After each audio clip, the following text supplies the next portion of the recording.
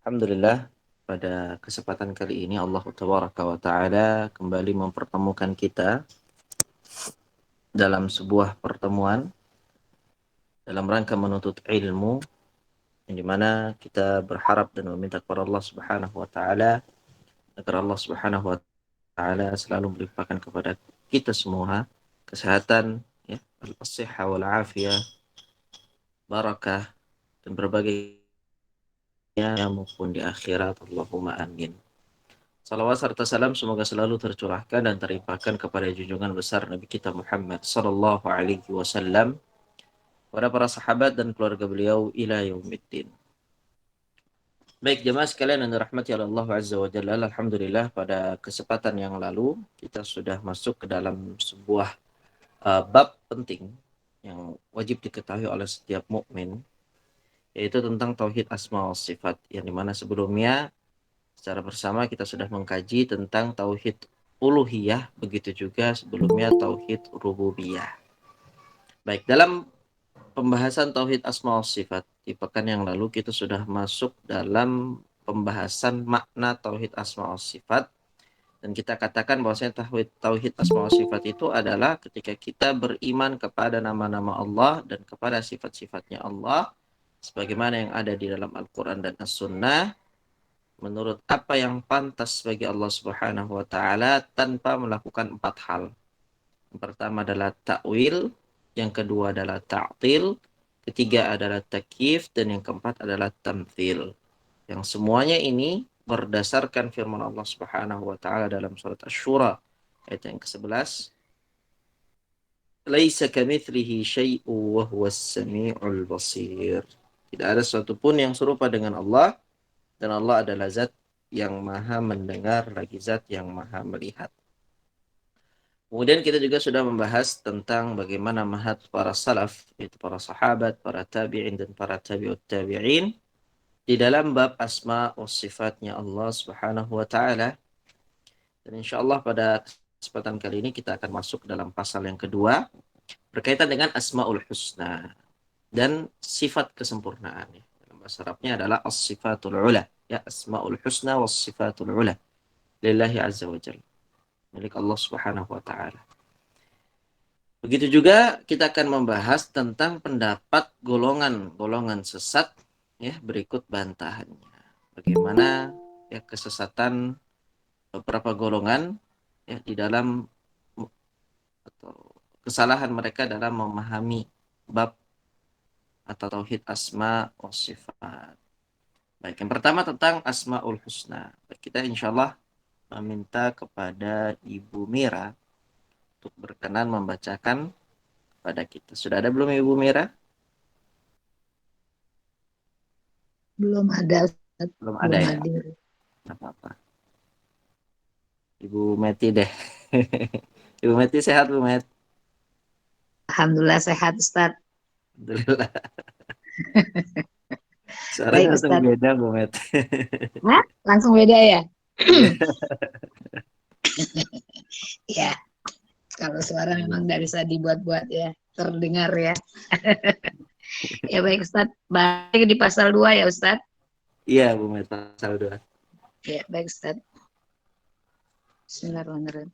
Asmaul Husna dan sifat kesempurnaan serta pendasar ikut pembantahannya. Pertama, Asmaul Husna. Allah Ta'ala berfirman di surat Al-A'raf ayat 180, hanya milik Allah Asma'ul Husna, maka memohonlah kepadanya dengan menyebut Asma'ul Husna itu, dan tinggalkanlah orang-orang yang menyimpang dari kebenaran dalam menyebut nama-namanya, nanti mereka akan mendapat balasan atas apa yang telah mereka kerjakan. Ayat yang agung ini menunjukkan hal-hal berikut. 1. Menetapkan nama-nama atau asma untuk Allah Ta'ala, maka siapa yang menafikannya berarti ia telah menafikan apa yang telah ditetapkan Allah Subhanahu wa Ta'ala, dan juga berarti dia telah menentang Allah Subhanahu wa Ta'ala. Kedua, bahwasanya asma Allah Subhanahu wa Ta'ala semua adalah husna. Maksudnya sangat baik. mengandung makna dan sifat yang sempurna, tanpa kekurangan dan cacat sedikit pun. Ia bukanlah sekedar nama-nama kosong yang tidak bermakna atau tidak mengandung arti. Ketiga, sesungguhnya Allah Subhanahu wa Ta'ala memerintahkan berdoa dan bertawasul kepadanya dengan nama-namanya, maka hal ini menunjukkan keagungannya serta kecintaan Allah Subhanahu wa Ta'ala kepada doa yang disertai atau menyebut nama-namanya. Keempat, bahwasanya Allah Subhanahu wa Ta'ala mengancam orang-orang yang ilhad dalam asmanya dan dia akan membalas perbuatan mereka yang buruk itu. Ilhad menurut bahasa berarti al-mail, artinya yakni condong. Ilhad di dalam asma Allah Subhanahu wa Ta'ala berarti menyelewengkannya dari makna-makna agung yang dikandungnya kepada makna-makna batil yang tidak dikandungnya, sebagaimana yang dilakukan orang-orang yang menakwilkannya dari makna-makna sebenarnya kepada makna yang mereka ada-adakan.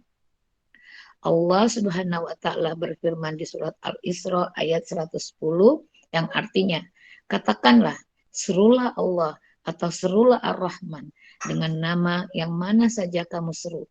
Dia mempunyai Asmaul Husna, nama-nama yang terbaik. Diriwayatkan bahwa salah seorang musyrik mendengar baginda Nabi Muhammad SAW sedang mengucapkan dalam sujudnya, Ya Allah, Ya Rahman. Maka ia berkata, Muhammad mengakui bahwa dia hanya menyebut satu Tuhan, satu Rob, padahal ia memohon kepada dua Rob, dua Tuhan. Maka Allah Subhanahu wa Ta'ala menurunkan ayat ini. Demikianlah seperti disebut oleh Ibnu Katsir rahimahullah, bahwa Allah Subhanahu wa Ta'ala menyuruh hamba-hambanya untuk memanjatkan doa kepadanya dengan menyebut nama-namanya sesuai dengan keinginannya. Jika mereka mau, mereka memanggil Ya Allah.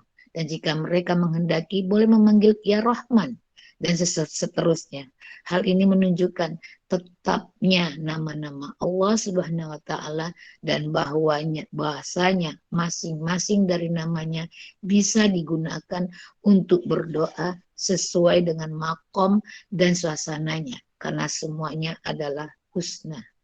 Allah Subhanahu wa Ta'ala berfirman di surat Toha ayat 8 yang artinya, dialah Allah. Tidak ada Rob yang berhak disembah melainkan dia. Dia mempunyai Asmaul Husna, nama-nama yang baik. Kemudian di surat Al-Hasr ayat 24 yang artinya, yang mempunyai nama-nama yang paling baik bertasbih kepadanya apa yang ada di langit dan di bumi, dan dialah yang maha perkasa lagi maha bijaksana.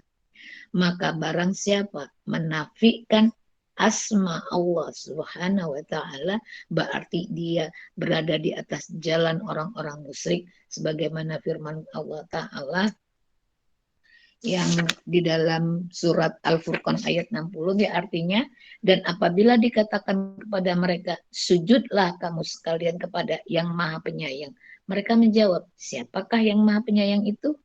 Apakah kami akan sujud kepada Rob yang kamu perintahkan kami bersujud kepadanya? Dan perintah sujud itu menambah mereka jauh dari iman. Dan termasuk orang-orang yang dikatakan oleh Allah Subhanahu wa Ta'ala dalam surat Al-A'raf ayat 30 yang artinya, padahal mereka kafir kepada Rob yang maha pemurah. Katakanlah, dialah Robku, tidak ada Rob yang berhak disembah selain dia. Maksudnya yang kalian kufurin itu adalah Robku. Aku meyakinin rububiyah, uluhiyah, asma dan sifatnya. Maka hal ini menunjukkan bahwa rububiyah dan uluhiyahnya mengharuskan adanya asma dan sifat Allah Subhanahu wa Ta'ala, dan juga bahwasanya sesuatu yang tidak memiliki asma dan sifat tidaklah layak menjadi Rob dan ilah sesembahan. Baik, jazakillahu khairan wa barakallahu fiki. Baik, pembahasan pertama kita dalam pasal ini adalah tentang Asma'ul Husna. Asma itu dalam bahasa Arab adalah merupakan bentuk jamak, ya. Sedangkan tunggalnya adalah ismun. Ismun artinya nama. Sedangkan jamaknya, bentuk jamaknya adalah asma, yaitu nama-nama. Al-husna maknanya adalah baik. Ya, begitu juga dengan, ya, di sini Allah Subhanahu wa taala dalam surat Al-A'raf ayat yang ke-180 Allah berfirman, "Walillahil asmaul husna fad'uuhu biha." Ya, ini merupakan ayat yang menjadi pondasi dasar di dalam bab Asmaul Husna. Allah sebutkan hanya milik Allah lah Al-Asmaul Husna. Itu nama-nama yang baik. Fad'uuhu biha, maka berdoalah kalian kepada Allah dengan nama-nama tersebut. Ya, di sini Allah Subhanahu wa taala menjelaskan bahwasanya Al-Asmaul Husna itu hanyalah milik Allah Subhanahu wa taala. Tidak ada satupun, ya, dari makhluknya yang memiliki nama baik tersebut. Fad'uuhu biha. Dan di sini ada perintah dari Allah Subhanahu wa taala kepada kita semua untuk memohon, untuk berdoa kepada Allah dengan menggunakan doa-doa atau dengan menggunakan nama-nama yang indah tersebut. Kemudian Allah memerintahkan hal yang kedua, wadarul ladina yulhiduna fi asma'ihi, dan tinggalkanlah orang-orang yang menyimpang dari kebenaran dalam menyebut nama-namanya. Akan ada nanti orang-orang yang ilhad. Maka nanti dibahas tentang apa itu ilhad, ya. Mereka menyimpang dari nama-nama Allah, ya. Apa balasan mereka dari Allah Subhanahu wa taala? Sayujzauna ma kanu ya'malun. Kelak mereka nanti akan mendapatkan balasan atas apa yang mereka kerjakan. Baik, ayat yang ada dalam surat Al-A'raf ayat yang ke-180 ini merupakan ayat yang agung, ya, yang menunjukkan tentang beberapa poin berikut ini. Yang pertama, kata beliau, terdapat faidah, ya. Faidah yang pertama adalah ayat ini menetapkan nama-nama untuk Allah Subhanahu wa taala, ya, bahwasanya Allah memiliki Al-Asmaul Husna. Maka siapapun yang menafikannya berarti ia telah menafikan apa yang telah ditetapkan oleh Allah Subhanahu wa taala. Ini penting. Karena seorang muslim haram baginya untuk menafikan apa yang telah Allah tetapkan. Setiap apa yang Allah tetapkan, kewajiban seorang muslim adalah menetapkannya. Setiap apapun yang Allah nafikan, seorang muslim berkewajiban untuk menafikan apa yang Allah nafikan. Ketika di sini Allah Subhanahu wa taala, ya, telah menetapkan Al-Asmaul Husna bagi zatnya, maka tidak ada, ya, hal lain yang wajib bagi seorang muslim kecuali juga untuk menetapkannya. Maka siapapun yang menafikannya berarti dia telah menafikan apa yang telah ditetapkan oleh Allah Subhanahu wa taala, dan juga berarti dia telah menentang Allah. Di antara, ya, pelanggaran atau penentangan, ya, antara penafian, ya, kita katakan, ya. Antara penafian apa yang Allah tetapkan itu memiliki unsur yang sangat syarat dengan penentangan, ya. Dia sudah, ya, menafikan apa yang Allah tetapkan, atau sebaliknya dia telah menetapkan apa yang Allah nafikan, itu ada unsur pembangkangan dan penentangan, ya. Dalam surat Al-Mujadilah Allah Subhanahu wa taala menyebutkan, ya, di halaman pertama bagian paling bawah, innal ladzina yuhaddunallaha wa rasulahu kubitu kama kubital ladzina min qablihim. Orang-orang yang menentang Allah, sungguhnya orang-orang yang membangkang kepada Allah dan Rasulnya, mereka kelak akan dihinakan oleh Allah Subhanahu wa taala sebagaimana orang-orang terdahulu dihinakan. Ini ancaman Allah wa taala kepada setiap orang yang menentang Allah, menentang aturan Allah. Dan Allah Subhanahu wa taala sebutkan selanjutnya, wa qad anzalna ayatin bayyinat walil kafirina adzabun alim. Ya. Dan sesungguhnya, ya, kata Allah Azza wa Jalla, kami telah menurunkan penjelasan-penjelasan atau dikatakan sebagai bukti-bukti yang nyata. Karena memang dalam Al-Quran Allah sudah menceritakan, ya, bagaimana kisah para atau orang-orang yang terdahulu yang diazab oleh Allah Subhanahu wa taala. Kenapa? Karena pembangkangan yang mereka lakukan. Allah binasakan kaum Thamud ya, kaum Ad, kaum Lut ya. Semua mereka binasakan. Kenapa? Kan apa yang Allah tetapkan atau mereka menetapkan apa yang Allah nafikan, yang semuanya itu adalah unsur dari pembangkangan. Ya. Kemudian Allah sebutkan walil kafirina adzabun muhin. Ya. Sesungguhnya bagi orang-orang kafir itu adalah azab yang menghinakan. Azab yang menghinakan bagi orang-orang kafir itu kapan mereka dapatkan? Allah lanjutkan, yauma yab'atsuhumullahu jami'an fayunabbi'uhum bima 'amilu ahsahullahu wa nasuh wallahu ala kulli syai'in syahid. Yaitu di hari ketika Allah membangkitkan semua makhluk ya. Allah bangkitkan kembali mereka, orang kafir tersebut ya.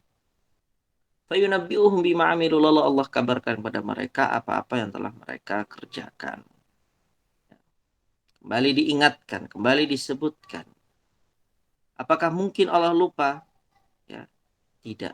Allah mengatakan ahsahullahu wa nasuh. Ya. Kata Allah Azza wa Jalla, Allah sudah ya hitung secara teliti dosa-dosa mereka, pelanggaran-pelanggaran mereka, ya, maksiat-maksiat mereka, pembangkangan-pembangkangan mereka secara terperinci. Wa nasuhu, dan sedangkan mereka, yaitu orang-orang kafir tersebut, lupa sudah dengan dosanya. Ya, ayat ini mengingatkan kepada kita tentang bagaimana pembangkangan orang-orang kafir di dunia yang kemudian mereka disifati oleh Allah Azza wa Jalla, mereka lupa akan dosanya. Ya. Seperti itu pula orang yang bermaksiat. Kita ini terkadang bermaksiat kepada Allah Subhanahu wa taala. Setahun yang lalu, 2 tahun yang lalu, 5 tahun yang lalu, 10 tahun yang lalu, ya, 15 tahun yang lalu, 30 tahun yang lalu, 40 tahun yang lalu, tapi kita lupa. Ya, kita lupa sudah apa yang pernah kita lakukan secara detail. Tapi catatan Allah Subhanahu wa taala tentang dosa-dosa yang kita lakukan itu tidak akan pernah meleset dan tidak akan pernah salah. Sehingga Allah ingatkan, ahsahullahu wa nasu, di dalam ayat ini Allah hitung, Allah tulis secara detail, secara rinci, walaupun pelaku-pelaku dosa tersebut telah lupa apa yang telah mereka lakukan di zaman dahulu. Baik. Itu faedah yang pertama dari ayat 180 dalam surat Al-A'raf. Ada penetapan tentang apa yang Allah sebutkan dari Al-Asma'ul Husna. Kemudian faedah yang kedua adalah bahwasanya asma Allah, nama-nama Allah, ya, semuanya adalah Al-Husna. Maksudnya apa? Maksud dari Al-Husna ini maksudnya adalah sangat baik. Ya, tidak ada nama dari nama-nama yang Allah Subhanahu wa taala sebutkan dalam Al-Qur'an maupun disebutkan oleh Nabi Shallallahu alaihi wasallam, kemudian nama tersebut biasa saja. Kalau biasa saja tidak ada, maka tidak ada nama yang buruk. Semua nama Allah adalah nama-nama yang baik. Kenapa? Karena ia mengandung makna dan sifat-sifat yang sempurna. Jadi nama itu, ya, yang Allah katakan Al-Asmaul Husna ini mengandung makna dan sifat-sifat yang sempurna tanpa ada sedikit pun kekurangan dan cacat. Ia bukanlah sekedar nama-nama kosong yang tak bermakna atau tak mengandung arti. Nah, ini sebagaimana yang kita pernah bahas sebelumnya tentang orang-orang yang sesat di dalam bab ini, yang mereka mengatakan bahwasanya nama-nama Al-Asmaul Husna yang Allah sebutkan dalam Al-Quran, ya, itu juga yang telah sabit dari sunnah Nabi Shallallahu Alaihi Wasallam, itu hanyalah sekedar nama yang tidak mengandung sifat, ya, nama yang tidak mengandung makna.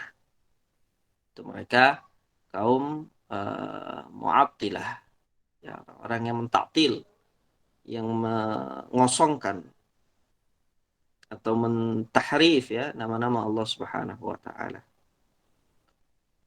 Karena mereka berhujjah ketika kami memberikan sifat bagi Allah, itu sama saja kami menyerupakan Allah dengan makhluknya, dan ini adalah hujjah yang batil yang sudah kita bahas pada pertemuan yang lalu. Baik, yang ketiga di sini disebutkan sesungguhnya, ya, faedah yang ketiga dari ayat 100 80 dalam surat Al-A'raf, sesungguhnya Allah Subhanahu wa taala memerintahkan ya, untuk berdoa dan bertawasul kepadanya dengan nama-namanya. Maka Allah sebutkan di dalam ayat tersebut, fad'uhu biha, mintalah sama Allah dengan nama-nama yang baik tersebut ya. Fad'uhu biha, berdoalah kepada Allah dengan al-asmaul husna. Ya, di sini Allah memerintahkan. Maka perintah Allah ini menunjukkan akan keagungannya, keagungan Allah serta kecintaan Allah kepada doa yang disertai dengan menyebut nama-namanya tersebut ya. Menyebut al-asmaul husna. Jadi di sini dalam ayat ini Allah memberikan isyarat kepada para hambanya bahwasanya Allah cinta doa yang disertai dengan menyebutkan al-asmaul husna. Baik, kemudian yang keempat, faedah yang keempat dari ayat 180 dalam surat Al-A'raf, bahwasanya Allah Subhanahu wa taala mengancam orang-orang yang ilhad dalam asma-Nya. Orang yang ilhad dalam asma-Nya. Apa itu ilhad nanti akan kita bahas ya. Insya Allah. Dan dia akan membalas perbuatan mereka yang buruk itu. Katakan ya, sajzauna bima kanu ya'malun ya, sajzauna ma kanu ya'malun, mereka akan mendapatkan balasan dari apa yang telah mereka lakukan. Asy-Syaikh hafizahullah berkata, ilhad menurut bahasa berarti mail ya, al-mailu. Ilhad dalam bahasa Arab maknanya sama dengan al-mail secara bahasa ya, maknanya adalah condong. Itu dalam segi bahasa. Ilhad di dalam asma Allah berarti adalah menyelewengkan nama-nama Allah dari makna-makna agung yang dikandungnya kepada makna-makna batil yang tidak dikandungnya. Ini mirip-mirip dengan pembahasan takwil, sebagaimana yang kita bahas pada pertemuan yang lalu. Ya. Ada orang-orang yang mentakwil nama-nama Allah. Ya. Mereka ketika mentakwil nama-nama Allah, pada hakikatnya mereka telah merubah ya kandungan makna yang terkandung di dalam sebuah nama tersebut dengan apa-apa yang batil. Ya.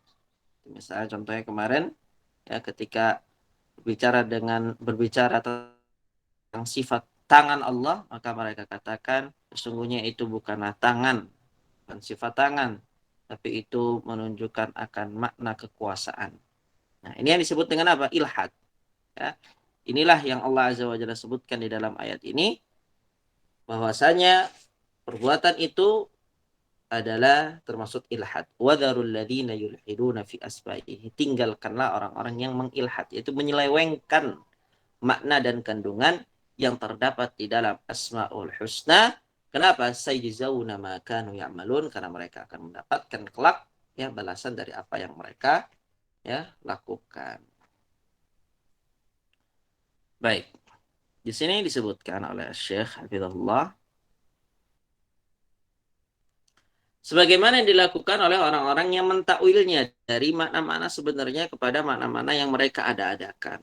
Ya, yang mereka ada-adakan. Allah Subhanahu wa taala berfirman, "Qul ud'u Allah aw ud'u Rahman, ayyamma tad'u falahul asmaul husna." Dalam surat Al-Isra ayat 110 Allah menyebutkan, katakanlah wahai Muhammad, ud'u Allah, ya berdoalah kepada Allah, ya mintalah kepada Allah, serulah Allah.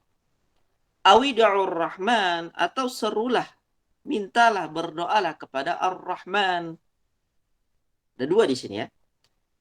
Di sini Nabi Shallallahu Alaihi Wasallam diperintahkan oleh Allah untuk mengatakan ya pada umatnya, berdoalah kalian kepada Allah atau berdoalah kalian kepada Ar-Rahman. Ayyamma tad'u falahul asmaul husna, dengan nama mana saja yang engkau sebutkan, yang engkau doa dengan nama tersebut, falahul asmaul husna, maka Allah memiliki asmaul husna, nama-nama yang baik. Jadi di sini dalam ayat ini Allah Subhanahu wa taala mempersilahkan kepada para hambanya untuk berdoa, menyeru kepada Allah Subhanahu wa taala dengan nama yang mana saja. Ya, termasuk asmaul husna. Diriwayatkan tentang ayat ini bahwasanya salah seorang musyrik ketika mendengar Nabi Shallallahu Alaihi Wasallam sedang mengucapkan dalam sujudnya, Ya Allah, Ya Rahman, ya. Nabi menyebutkan Allah dan menyebutkan Ar-Rahman dalam sujudnya. Maka orang musyrik itu berkata, Muhammad mengaku bahwa dia hanya menyembah satu Tuhan, padahal dia menyembah kepada dua Tuhan. Ya, katanya Allah itu satu, Maha Esa. Tapi ketika berdoa kok menyebut dua, berarti Tuhannya Muhammad itu ada dua sebenarnya. Hanya saja Muhammad berdusta atas klaim yang telah Muhammad klaim. Ya, ada Allah, ada satu lagi namanya Ar-Rahman. Itu kata orang musyrik. Lalu Allah Subhanahu wa taala menurunkan ayat ini, makanya ayat ini turun ya. Asbab nuzulnya dari kisah tersebut. Allah katakan qul id'ullaha wa id'ur rahman ayyamma tad'u falahul asmaul husna. Katakan Muhammad kepada mereka ya, kepada orang-orang tersebut ya. Berdoalah kalian kepada Allah atau berdoalah kalian kepada Ar-Rahman. Dengan nama yang mana saja kamu seru, Allah memiliki al-asmaul husna. Boleh pakai Ar-Rahman, boleh pakai Ar-Rahim ya. Boleh pakai Al-Muqit ya, boleh pakai Al-Ba'ith, Al-Mumit, Al-Muhyi ya, Al-Jabbar, Al-Ghafur, Ar-Rahim ya, Al-Khabir, Al-Afu. Semua nama-nama Al-Asmaul Husna ya Allah Subhanahu wa taala itu boleh kita berdoa dengan nama-nama tersebut. Demikian seperti yang disebutkan oleh Al-Imam Ibnu Katsir ya, sahibut tafsir ya, rahimahullah. Maka Allah Subhanahu wa taala menyuruh hamba-hambanya untuk memanjatkan doa kepadanya dengan menyebut nama-namanya sesuai dengan keinginannya. Jika mereka mau, mereka memanggil Ya Allah. Kalau mau dengan Allah, silakan pakai Allah. Ya. Jika mereka menghendaki, boleh memanggil Ya Rahman. Ya, dan seterusnya. Hal ini menunjukkan tetapnya nama-nama Allah Subhanahu wa taala dan bahwasanya masing-masing dari namanya bisa digunakan untuk berdoa sesuai dengan maqam dan suasananya, ya. Karena semuanya adalah husna, semuanya adalah baik. Allah berfirman dalam surat Taha, Allahu la ilaha illahu lahul asmaul husna.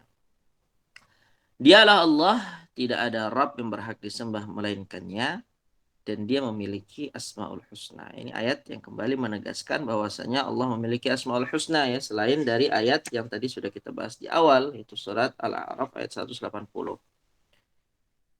Begitu juga dengan ayat yang ada dalam surat Al-Hasyr ayat 24. Allah berfirman, Lahul Asmaul Husna. Yusabbihu lahu ma fis samawati wal ardi wa huwal azizul hakim. Lahul asmaul husna. Ya. Miliknya lah, milik Allah lah al asmaul husna, nama-nama yang paling baik. Ya. Yusabbihu lahu ma fis samawati wal ard, bertasbih kepada Allah apa yang ada di langit dan apa yang ada di bumi. Dan dialah zat yang maha perkasa lagi maha bijaksana. Baik, maka Syekh di sini mengatakan barang siapa yang menafikan asma Allah, dia nafikan asmaul husna, dia nafikan ar-rahim misalnya, dia nafikan ar-rahman misalnya, berarti ia berada di jalan atau berada di atas jalan orang-orang musyrikin.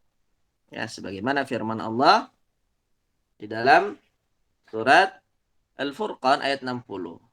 Ya, ini konsekuensi orang yang menafikan, ya.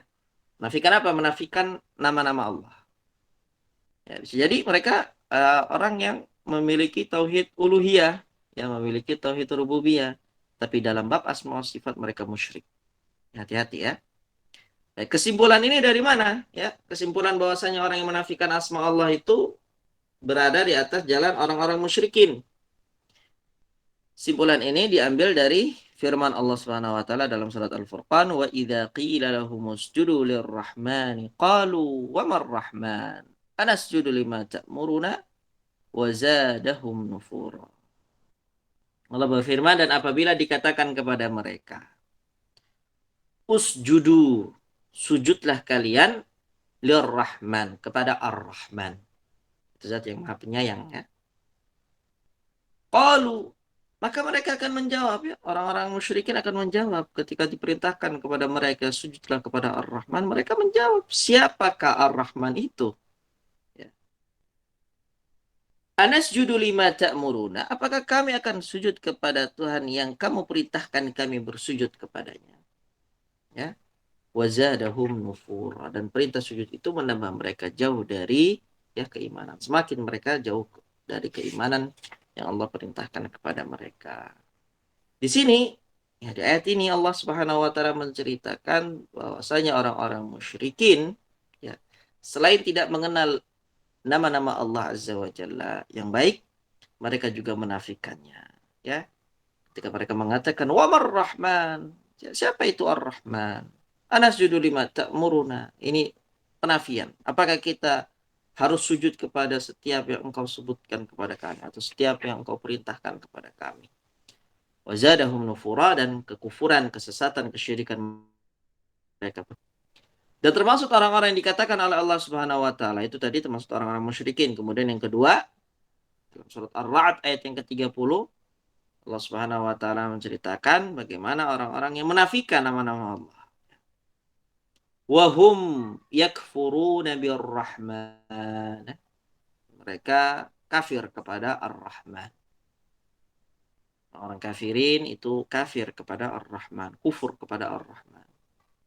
Maka katakanlah Nabi Muhammad, huwa rabbi la ilaha illahu.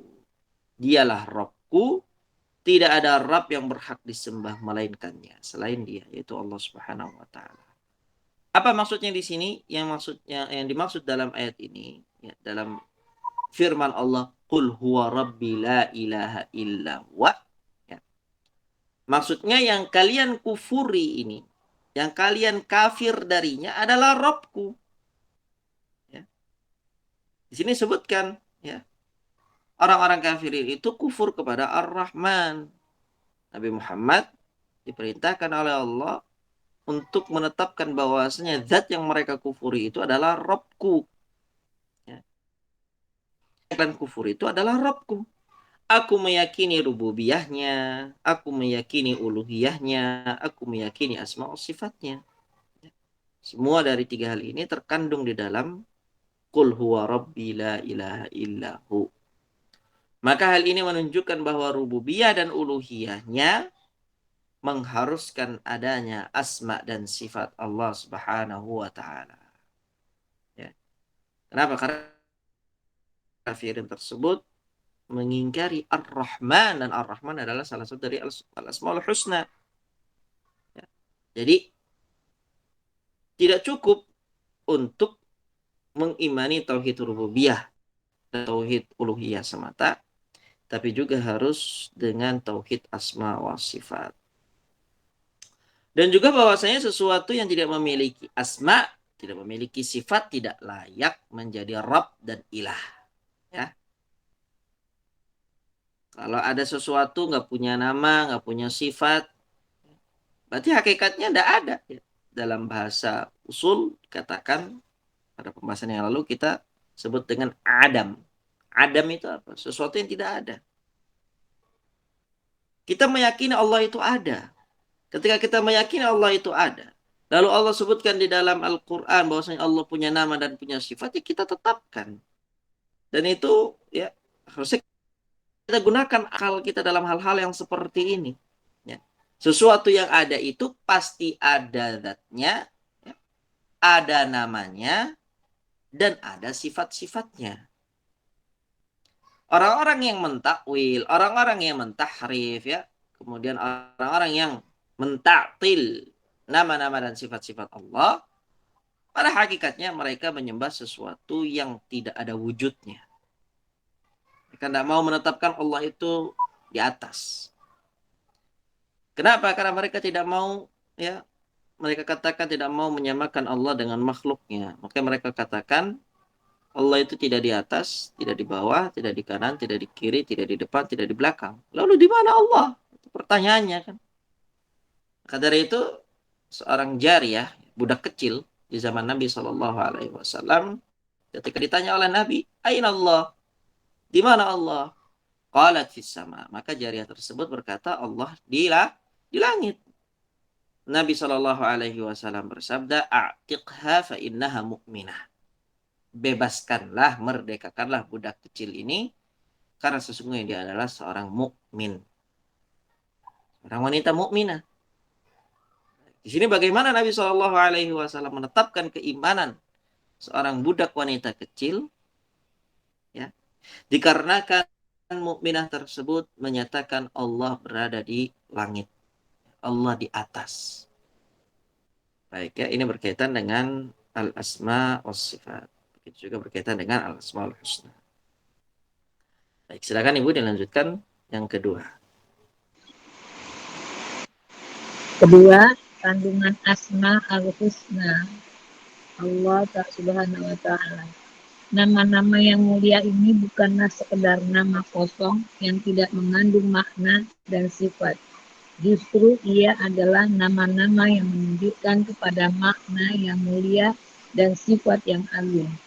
Setiap nama menunjukkan kepada sifat, maka nama Ar-Rahman dan Ar-Rahim menunjukkan sifat Rahma, As-Sami, dan Al-Basir menunjukkan sifat Al-Alim menunjukkan sifat ilmu yang luas. Al-Karim menunjukkan sifat karim atau dermawan dan mulia. Al-Khaliq menunjukkan dia menciptakan, dan Ar-Razzaq menunjukkan dia memberi rizki dengan jumlah yang banyak sekali. Begitulah seterusnya. Setiap nama dari nama-namanya menunjukkan sifat dari sifat-sifatnya. Syekh Ibnu Taimiyah rahimahullah berkata, setiap nama dari nama-namanya menunjukkan kepada zat yang disebutnya dan sifat yang dikandungnya. Seperti Al-Alim menunjukkan zat dan ilmu. Qadir menunjukkan zat dan kudro. Ar-Rahman, Ar-Rahim menunjukkan zat dan sifat Rahman. Ibnu Qayyim rahimahullah berkata, nama Subhanahu wa ta'ala menunjukkan sifat-sifat kesempurnaannya karena ia diambil dari sifat-sifatnya. Jadi ia adalah nama sekaligus sifat, dan karena itulah ia menjadi husna. Sebab andai kata ia hanyalah lafaz-lafaz yang tak bermakna, maka tidaklah disebut husna, juga tidak menunjukkan kepada pujian dan kesempurnaan. Jika demikian, tentu diperbolehkan meletakkan nama intiqom, balas dendam, dan kudroh, marah, pada tempat rahmat dan ihsan. Atau sebaliknya. Sehingga boleh dikatakan, ya Allah, sesungguhnya saya telah menzolimi diri sendiri, maka ampunilah aku. Karena sesungguhnya engkau adalah yang muttaqim, maha membalas dendam. Ya Allah, anugerahin saya, karena sesungguhnya engkau adalah Al-Adha yang memberi memudarat, dan Al-Ma'i, Al-Mani yang menolak, dan yang semacamnya lagi pula karena tidak menunjukkan arti dan sifat. Tentu tidak diperbolehkan memberikan kabar dengan masdar-masdarnya dan tidak boleh mensifati dengannya.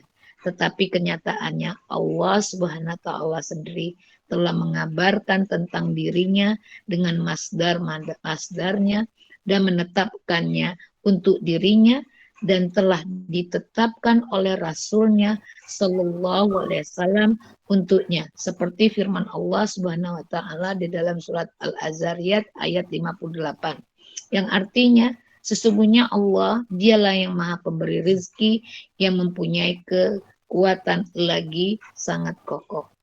Dari sini diketahui bahwa Al-Qawi adalah salah satu namanya yang bermakna dialah yang mempunyai kekuatan. Begitu pula firman Allah Subhanahu wa taala di surat Al-Fatir ayat 10 yang artinya, maka bagi Allah lah semua kemuliaan itu. Bagi Allah lah semua kemuliaan itu. Al-Amrir adalah yang memiliki izzah, kemuliaan. Seandainya tidak memiliki kekuatan dan izzah, maka tidak boleh dinamakan Al-Aziz dan Al-Qawi. Sampai akhirnya Ibnu Qayyim rahimahullah berkata, juga seandainya asmanya tidak mengandung makna dan sifat, maka tidak boleh mengabari tentang Allah Subhanahu wa taala dengan fiil, kata kerjanya, maka tidak boleh dikatakan ya sami, dia mendengar, dan ya ya ya ya ya Yara. Nah, ya dia melihat, ya'lam, ya'lamu, dia mengetahui, ya'dir, dia berkuasa, yau yaridu, dia berkehendak. Karena tetapnya hukum-hukum sifat adalah satu cabang dari ketetapan sifat-sifat itu. Jika pangkal sifat tidak ada, maka ketetapan hukumnya mustahil ada. baik. Dalam pembahasan yang kedua dikatakan kandungan Asmaul Husna-nya Allah Subhanahu wa taala. Sebelumnya ya membahas tentang Asmaul Husna, maka ini kandungannya. Syekh di sini hafizahullah mengatakan nama-nama yang mulia ini ya, nama-nama dari Allah Subhanahu wa taala bukanlah sekedar nama-nama yang kosong yang tidak mengandung makna dan sifat. Justru ia adalah nama-nama yang menunjukkan kepada makna yang mulia dan sifat yang agung. Ya, ketika disebutkan Al-Basir, Al-Basir kan nama melihat. Maka di balik nama ini ada sifat yang mulia dan sifat yang agung. Yaitu sifat Allah Subhanahu wa taala, bahwasanya Allah melihat semua apapun yang dilakukan oleh makhluk-makhluknya. Baik. Begitu juga dengan As-Sami'. As-Sami' ini ya, adalah merupakan nama di antara nama-nama Allah yang mulia, Al-Asmaul Husna. Artinya adalah ya, zat yang maha mendengar. Berarti nama ini punya sifat. Itu sifat pendengaran. Tadi sifat penglihatan yang awal. Tidak dikatakan bahwasanya As-Sami' itu ya sudah As-Sami'. Tidak ada makna, tidak ada arti, ya, tidak ada kandungannya. Tidak dikatakan seperti ini. Kemudian misalnya Al-Basir, Al-Basir ya sudah, lafaz Al-Basir itu ya sudah, ya. Dia kosong dari makna, tidak punya arti, tidak punya makna, tidak punya sifat. Ini yang dikatakan oleh orang-orang yang mentaktil, ya, menafikan sifat-sifat Allah. Baik. Setiap nama menunjukkan kepada sifat. Nama apapun itu yang Allah Subhanahu wa taala nisbatkan kepada zatnya, maka itu pasti mengandung sifat. Maka nama Ar-Rahman misalnya ya, nama Ar-Rahim menunjukkan sifat rahmah, kasih sayang, ya. Sifat kasih sayang itu terkandung dalam nama Ar-Rahman, begitu juga nama Ar-Rahim. Baik. As-Sami', Al-Basir menunjukkan sifat mendengar dan melihat. Ya, sifat mendengar itu ada dalam nama As-Sami', sifat melihat itu ada dalam nama Al-Basir. Al-Alim menunjukkan sifat ilmu yang luas. Al-Karim menunjukkan sifat karam, dermawan, mulia. Allah itu dermawan. Makanya Allah menamai zatnya dengan Al-Karim. Zat yang maha dermawan, ya, yang maha mulia. Al-Khaliq menunjukkan bahwasanya Allah lah yang menciptakan, zat yang maha mencipta. Ar-Razzaq, ya, nama Ar-Razzaq menunjukkan bahwasanya Allah lah, ya, zat yang maha memberi rizki dengan jumlah yang sangat banyak. Begitulah seterusnya. Ya. Setiap nama pasti mengandung kandungan dari sifat dan maknanya. Setiap nama dari nama-namanya menunjukkan sifat dari sifat-sifatnya. Baik, Syekhul Islam Ibnu Taimiyah rahimahullah berkata, setiap nama dari nama-nama Allah pasti menunjukkan kepada zat yang disebutnya dan sifat yang dikandungnya. Berarti kalau ada nama, sudah pasti ada zat, sudah pasti ada sifat. Ya, ini kata Syekhul Islam Ibnu Taimiyah. Ya. Tidak mungkin ada nama, tapi tidak ada zatnya, dan juga tidak ada sifatnya. Ya. Yang tidak masuk dalam akal dan fitrah manusia. Seperti contohnya Al-Alim, menunjukkan zatnya Allah. Ya. Dan menunjukkan yang kedua adalah ilmunya Allah yang luas. Ya. Maka setiap nama itu pasti menunjukkan akan zat dan menunjukkan kepada sifatnya. Al-Qadir menunjukkan zatnya Allah dan menunjukkan kudrah, ya, kekuasaannya Allah, kemampuannya Allah. Mampu ya Al-Qadir. Ar-Rahim ini menunjukkan zatnya Allah dan menunjukkan sifat rahmatnya Allah, ya, sifat kasih sayangnya Allah. Ibnul Qayyim rahimahullah berkata, ya, kalau tadi Syekhul Islam Ibnu Taimiyah, sekarang muridnya Ibnul Qayyim. Kata, nama-nama Rabb Subhanahu wa ta'ala menunjukkan sifat-sifat kesempurnaannya. Karena ia diambil dari sifat-sifatnya. Ya. Yang namanya nama itu diambil dari sifat. Ya, Allah memiliki sifat mendengar. Ya. Allah memiliki sifat pendengaran. Maka namanya As-Sami'. Ya. Kalau kita belajar bahasa Arab, mendengar itu bahasa Arab itu Sami'a yasma'u. Ya. Sami'a yasma'u. Berarti Allah itu As-Sami'. As-Sami' itu maha mendengar. Kenapa? Karena Allah memiliki sifat pendengaran.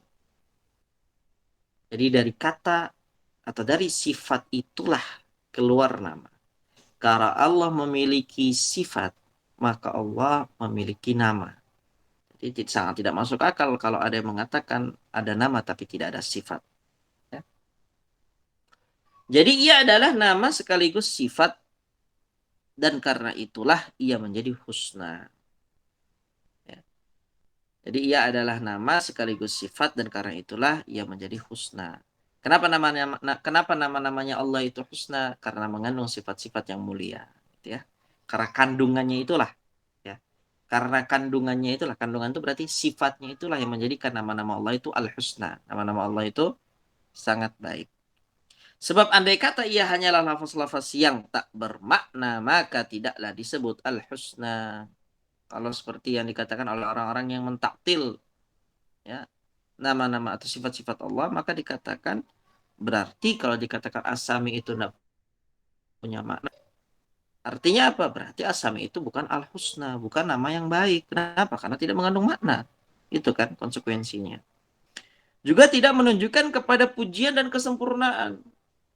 Buat apa Allah dinamakan As-Sami, dinamakan Al-Basir, kalau tujuannya tidak untuk memuji zatnya dan keagungan Allah Subhanahu wa taala.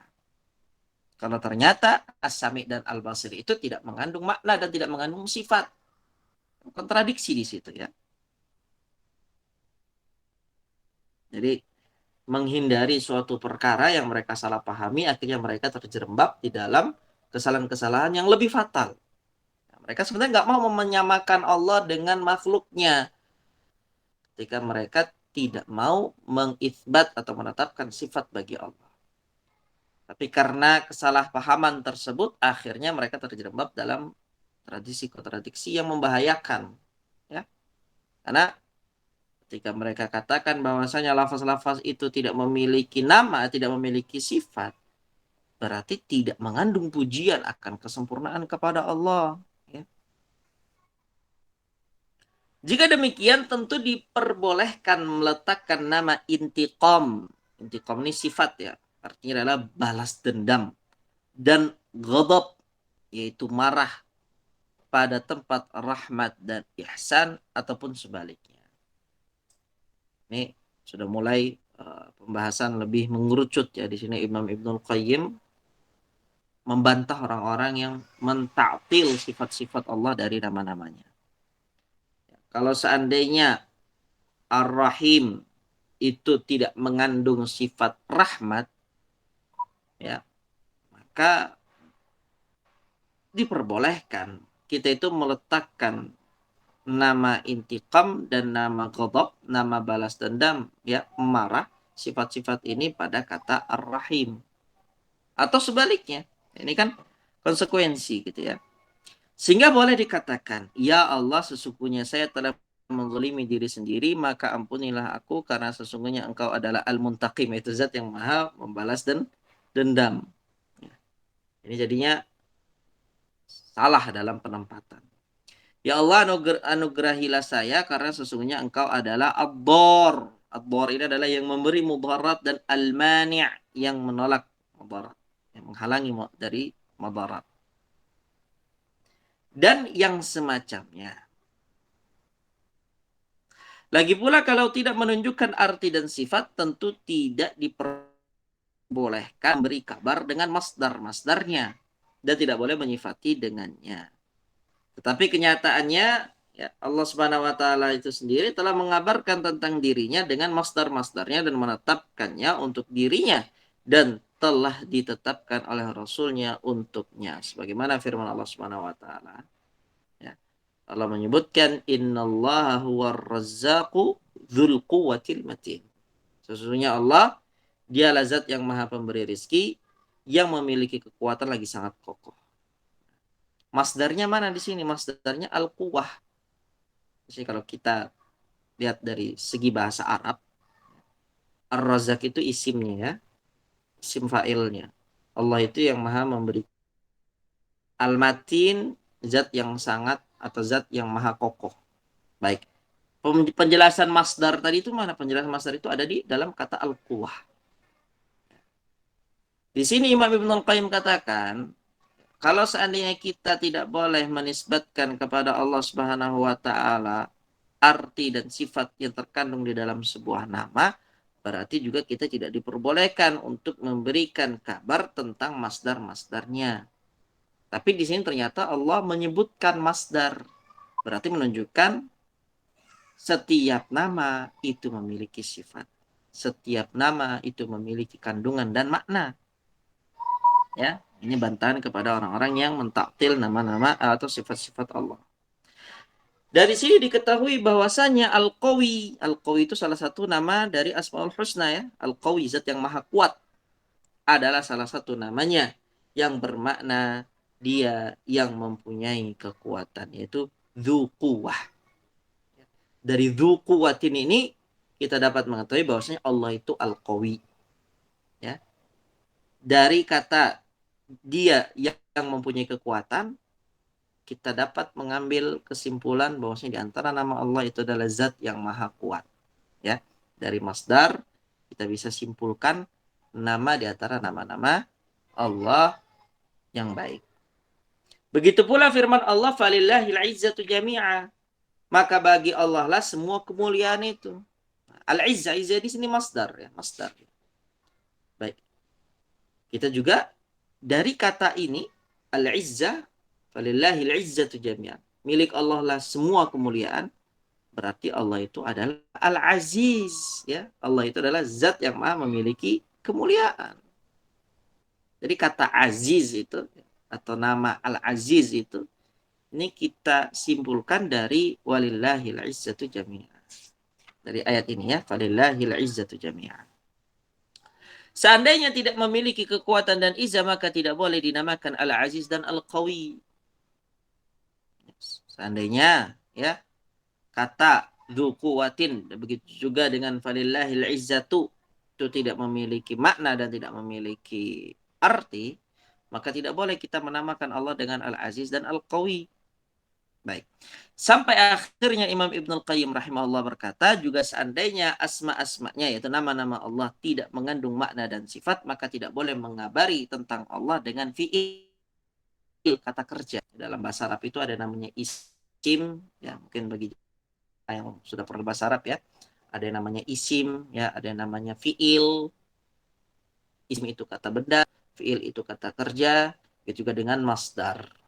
Ya, maka di sini sampai-sampai Imam Ibnul Qayyim katakan, kalau seandainya Allah itu tidak boleh ya diberikan sifat sehingga mereka mengatakan nama-nama Allah itu adalah nama-nama yang kosong yang tidak memiliki sifat, tidak memiliki makna, tidak memiliki arti. Ibnu Qayyim memberikan lawazim, yaitu konsekuensi. Kalau begitu, kita juga tidak ya menyebutkan ya tentang Allah. menginformasikan tentang Allah dengan fi'il, kata kerja. Tidak boleh kita katakan Allah itu yasma'u. Yasma' itu berarti mendengar. Ya. Yara, melihat. Ya'lam, mengetahui. Yakdir itu berkuasa. Yuridu, berkehendak. Tapi ternyata tidak. Ya. Dalam Al-Quran, dalam hadis, Allah dan Nabi SAW menyebutkan tentang apa yang Allah ya mengabari tentang yang Allah Azza wa Jalla lakukan itu juga dengan fiil, ya, dengan masdar, dengan fiil, dengan isim, semuanya. Ini menunjukkan apa? Bahwasanya Allah Subhanahu wa taala itu nama-namanya mengandung sifat. Karena tetapnya hukum-hukum sifat adalah salah satu cabang dari ketetapan sifat-sifat itu. Jika pangkal sifat itu tidak ada, maka ketetapan hukumnya mustahil ada. Baik, ini pembahasan kedua ya. Baik, silakan dilanjut, Ibu. Untuk yang ketiga. Yang ketiga, studi tentang sebagian sifat-sifat Allah Subhanahu wa taala. Sifat-sifat Allah Subhanahu wa taala terbagi menjadi dua bagian. Bagian pertama adalah sifat zatiyah, yakni sifat yang senantiasa melekat dengannya. Sifat ini tidak berpisah dari zatnya, seperti al-alim, berilmu, al-qadar, kuasa atau mampu, as-sami, mendengar, al-basir, melihat, al-irroh, perkasa, al-hikmah, bijaksana, al-alu, tinggi, al-tomah, agung, al-wajah, wajah, al-yadi, dua tangan, al-asfi, dua mata. Bagian kedua adalah sifat fi'iliyah, yaitu sifat yang dia membuat jika berkehendak, seperti bersemayam di atas arsy, turun ke langit dunia ketika tinggal sepertiga akhir dari malam, dan datang pada hari kiamat. Berikut ini kami sebutkan sejumlah sifat-sifat Allah Subhanahu wa taala dengan dalil dan keterangannya. Apakah ia termasuk zati atau fiil? Ya, itu dulu Ustaz. Yang tanya nanti atau lanjut? Baik. Yang ketiga, jazakillah khair. Berkaitan dengan studi tentang sebagian sifat-sifat Allah. Beliau sebutkan sifat-sifat Allah itu terbagi menjadi dua bagian. Yang penting untuk kita ketahui ya. Jadi dalam bab sifat Allah itu ada dua bagian. Terbagi menjadi dua. Yang pertama adalah sifat dzatiyah. Ya, sifat dzatiyah. Dan yang kedua adalah sifat fi'liyah. Ya. Sifat dzatiyah itu maknanya adalah sifat yang senantiasa melekat dengan Allah. Selalu ada dengan Allah. Jadi dari semua sifat-sifat Allah itu terbagi menjadi dua. Ada sifat-sifat yang selalu melekat dengan Allah. Ada sifat yang Allah akan lakukan perbuatan itu kalau Allah kehendaki. Jadi kembali kepada irada dan masyiahnya Allah. Kalau Allah mau, Allah lakukan. Allah tidak mau, tidak Allah lakukan. Ada sifat yang selalu melekat dengan Allah. Ada sifat yang kalau Allah mau lakukan, kalau tidak maka Allah tinggalkan. Baik. Untuk sifat dzatiyah ini, sifat ini tidak berpisah dari zatnya. Seperti al-ilmu, ya, sifat berilmu. Sifat al-qudrah, sifat berkuasa, sifat mampu.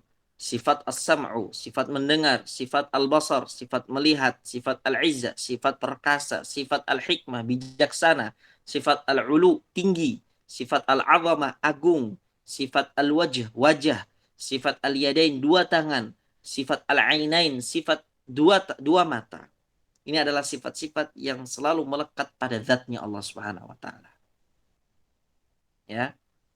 Kemudian yang kedua, ya, adalah sifat fi'liyah. Yaitu sifat yang dia perbuat jika berkehendak. Kalau Allah mau, Allah lakukan. Ya, seperti bersemayam di atas arsy, turun ke langit dunia ketika tinggal sepertiga akhir dari malam, dan datang pada hari kiamat. Nah, sifat-sifat ini adalah sifat-sifat yang tidak melekat dari zatnya Allah. Ada sifat yang melekat, ada sifat yang kalau Allah berkehendak maka Allah akan lakukan.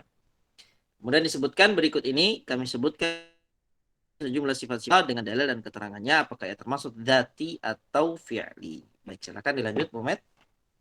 Ya. A. Qudrah atau berkuasa. Allah Subhanahu wa taala berfirman di surat Al-Maidah ayat 120 yang artinya dan Dia Maha Kuasa atas segala sesuatu. Kemudian di surat Al-Baqarah ayat 20 yang artinya sesungguhnya Allah berkuasa atas segala sesuatu. Di surat Al-Kahfi ayat 45 yang artinya dan Allah Maha Kuasa atas segala sesuatu.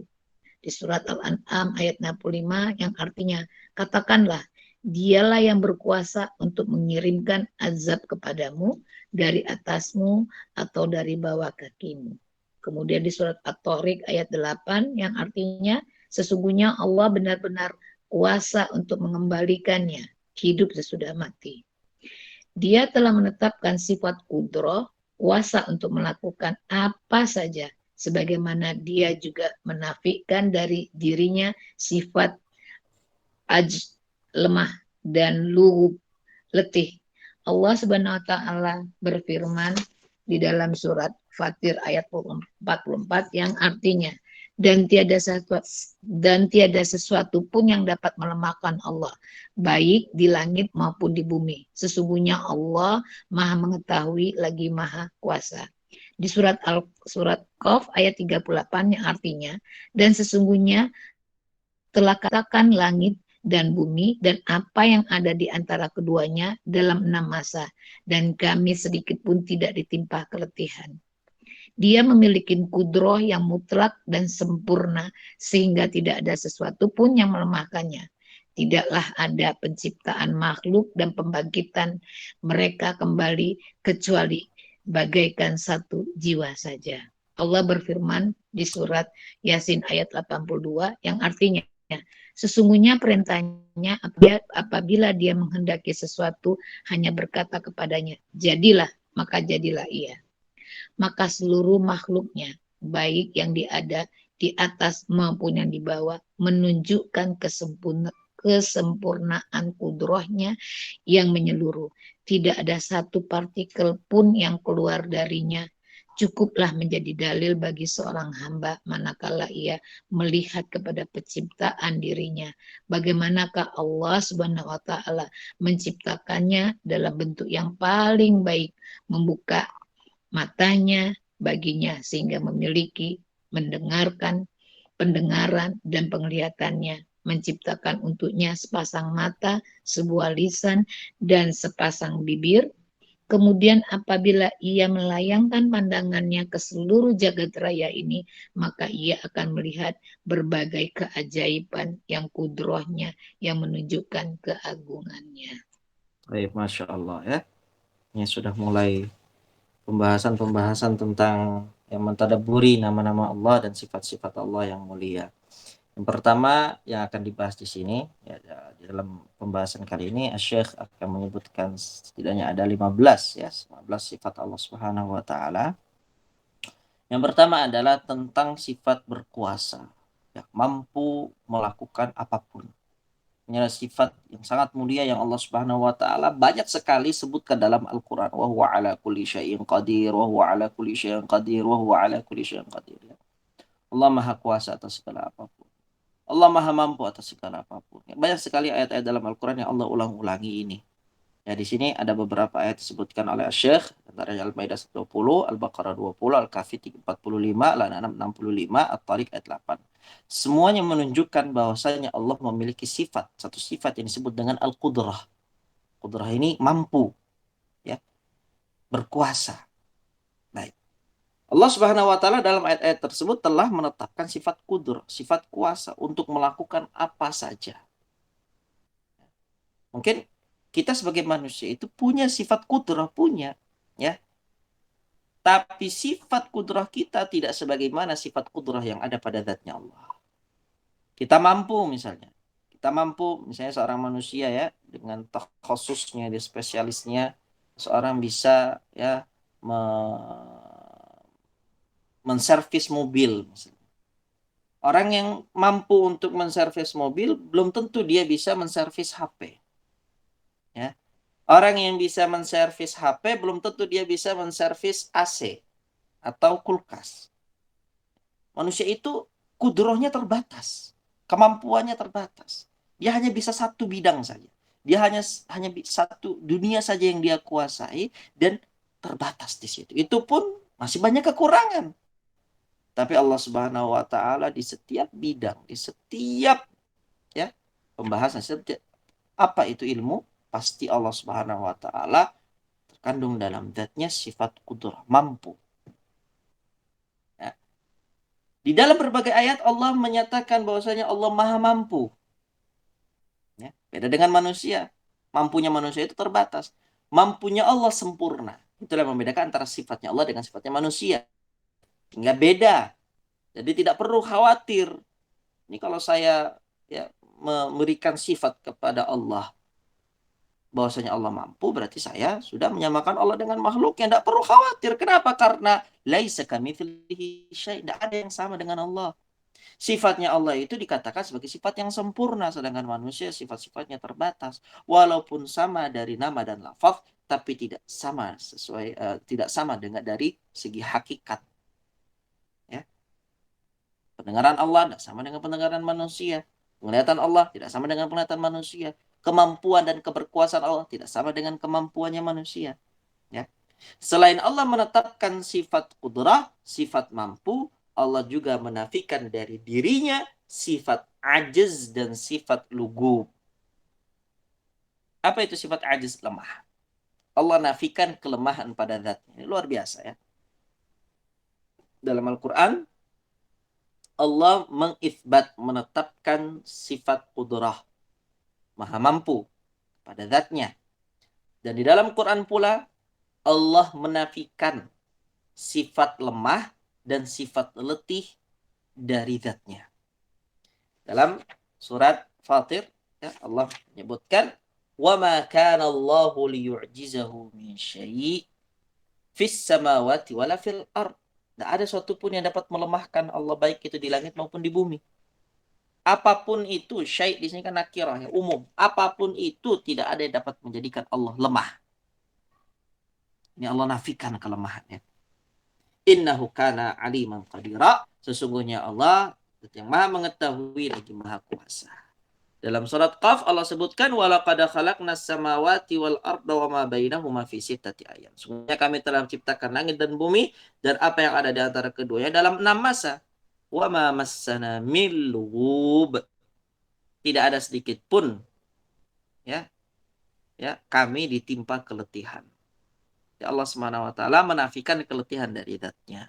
Allah Subhanahu wa taala menafikan kelemahan dari zatnya dan Allah menetapkan kemampuan yang sempurna pada zatnya. Dia memiliki kudrah yang mutlak dan sempurna. Yang kita sebutkan tadi ya, sifat kemampuannya Allah itu, sifat mampunya Allah itu. Ini adalah sifat yang mutlak dan sifat yang sempurna. Sehingga tidak ada sesuatu pun yang melemahkannya. Tidaklah ada penciptaan makhluk dan pembangkitan mereka kembali kecuali bagaikan satu jiwa saja. Ya, mungkin ya seorang yang men-servis ahli servis HP. Dia ketika men-servis HP, satu HP dia membutuhkan waktu 1 jam misalnya. Ketika dia ya diminta untuk menservis 3 HP berarti waktunya bertambah. Kenapa waktunya bertambah? Kenapa nggak 1 jam saja? Karena kemampuan dia terbatas. 1 HP hanya 1 jam. 3 HP berarti 3 jam. Kalau Allah Subhanahu Wa Taala karena sifat kemampuan Allah itu sempurna dan mutlak, ya, maka Allah Subhanahu Wa Taala maha mampu untuk melakukan apapun dalam satu waktu. Maka dikatakan, ya, penciptaan makhluk dan pembangkitan mereka untuk kembali itu bagaikan membangkitkan satu jiwa. Allah Azza wa Jalla berfirman, "Innama amruhu idza arada syai'an ay yaqula lahu kun fayakun." Sesungguhnya perintahnya Allah itu, kalau Allah menghendaki sesuatu, agar sesuatu itu terjadi, tercipta, ya, maka Allah hanya berkata kepadanya, "Kun," jadilah, fayakunu, maka sesuatu itu akan terjadi. Tidak butuh waktu lama, ya. Beda dengan sifat mampunya manusia. Baik, maka seluruh makhluknya, baik yang di atas maupun yang di bawah, menunjukkan kesempurnaan kudrahnya Allah yang mutlak, sempurna, dan menyeluruh. Kalau kita perhatikan, kita tadabburi ayat-ayat kauniyah. Ini bicara ayat-ayat kauniyah, bukan ayat-ayat syariah ya. Ayat-ayat kauniyah. Kita lihat diri kita lihat ya saudara-saudara kita, adik-adik kita, kakak kita, kemudian tetangga kita, orang tua kita, kerabat kita. Kita perhatikan dan kita tadabburi ayat-ayat Allah yang kauniyah tersebut. Itu semua hanya akan menunjukkan kepada keagungan dan kemahasempurnaan sifat kudrahnya Allah Subhanahu wa taala. Ya. Tidak ada satu partikel pun di dunia ini yang keluar dari kudrahnya Allah. Ya. Kita lihat semut, kita takjub kepada semut, itu mengingatkan kepada kudrahnya Allah. Kita melihat burung, kita takjub kepada burung, itu mengingatkan kita kepada kudrahnya Allah. Kita melihat gunung, melihat langit, melihat tanah, melihat matahari, bulan, bintang, ya. Semua itu ketika kita perhatikan satu persatu, itu menjadikan seorang muslim itu tunduk dan taat dan mengakui akan kesempurnaan sifat kudrahnya Allah Subhanahu wa taala. Cukuplah menjadi dalil bagi seorang hamba manakala ia melihat kepada penciptaan dirinya sendiri. Ya, fokuslah dengan ya dirinya sendiri. Dia hanya melihat dirinya sendiri. Dia renungi, dia tadabburi bagaimana penciptaan dirinya dari dulu masa kecilnya, ya. Bagaimana tangannya, bagaimana kakinya, bagaimana tubuhnya, bagaimana wajahnya. Kemudian seiring waktu Allah Subhanahu wa taala ya rubah organ-organ tersebut, ya. Kalau dia tadabburi, ya, bagaimana Allah Subhanahu wa taala menciptakan dia dalam bentuk ciptaan yang terbaik dibandingkan dengan makhluk-makhluk yang lain. Ya, makhluk yang lain seperti hewan misalnya punya kekurangan. Ya. Tapi Allah Subhanahu wa taala menciptakan manusia walaupun manusia punya kekurangan tapi lebih baik dibandingkan dengan makhluk-makhluk yang lain. Ya. Bagaimana Allah bukakan matanya orang manusia sehingga dia bisa melihat. Allah bukakan pendengarannya sehingga dia bisa mendengar, ya. Bagaimana Allah memasangkan dan menciptakan baginya sepasang mata, sebuah lisan dan sepasang bibir. Bagaimana kesempurnaan ini, ya. Kemudian apabila ia melayangkan pandangannya ke seluruh jagat raya ini, maka ia akan melihat berbagai keajaiban kudrah, kemampuan Allah yang semua itu menunjukkan akan keagungan Allah Subhanahu wa taala. Baik, ini berkaitan dengan al-qudrah. Kemudian al-iradah. Akan dibaca, Umat, al-iradah. Baik, Ustaz. B. Al-iradah, berkehendak. Allah Subhanahu wa taala berfirman di surat Al-Maidah ayat pertama, sesungguhnya Allah menetapkan hukum-hukum menurut yang dikehendakinya. Kemudian di surat Al-Hajj ayat 14 yang artinya sesungguhnya Allah berbuat apa yang Dia kehendaki. Dan di surat Al-Buruj ayat 16 yang artinya Maha Kuasa berbuat apa yang dikehendakinya. Di surat Yasin ayat 82 yang artinya sesungguhnya perintahnya apabila dia menghendaki sesuatu hanyalah berkata kepadanya, jadilah, maka jadilah ia. Ayat-ayat ini menetapkan iradah untuk Allah Subhanahu wa taala, yakni dia antara sifat Allah Subhanahu wa taala yang ditetapkan oleh Al-Qur'an dan As-Sunnah, Ahlus Sunnah wal Jamaah menyepakati bahwa iradah itu ada dua macam. Yang pertama, iradah kauniyah sebagaimana yang terdapat dalam ayat Al-An'am 125 yang artinya barang siapa dikehendakin Allah untuk diberikan kepadanya petunjuk, niscaya dia melapangkan dadanya untuk memeluk agama Islam, dan barang siapa dikehendakin Allah kesesatannya, niscaya Allah menjadikan dadanya sesak lagi sempit. Yaitu iradah yang menjadi persamaan masyiah, kehendak Allah Subhanahu wa taala. Tidak ada bedanya antara masyiah dengan iradah kauniyah. B. Iradah syar'iyah sebagaimana terdapat dalam ayat Al-Baqarah 185 yang artinya Allah menghendaki kemudahan bagimu dan tidak menghendaki kesukaran bagimu.